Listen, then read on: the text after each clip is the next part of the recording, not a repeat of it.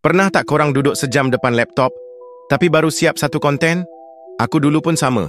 Tapi lepas guna AI Larvanet, sejam boleh siap 5 terus. Kepala pun tak serabut. Ramai content creator semangat masa mula. Tapi lepas seminggu, 2, mula stuck. Nak fikir idea, tulis skrip, polish tajuk, semua buat sendiri. Lama-lama burn out.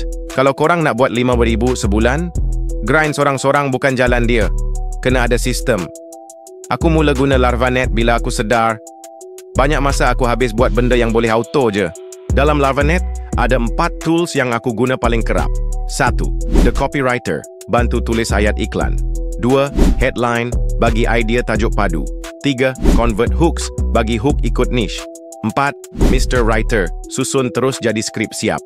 Contoh, aku pilih niche bisnes makanan. Masukkan je objektif dan tone brand. Larvanet terus hasilkan headline, hook, sampailah skrip penuh. Dulu sejam baru siap satu konten. Sekarang sejam boleh siap 3 ke 5, output maintain. Kepala tak penat, masa jimat gila. Lepas tu, aku ambil job klien. 5 klien copywriting pun dah boleh jana 3,000 hingga 5,000 sebulan. Tak stres, kerja pun smooth. Kalau korang nak buat konten dengan lebih laju dan tak pening kepala, Larvanet ni memang built untuk korang. Try dulu. Dan korang sendiri akan nampak beza dia.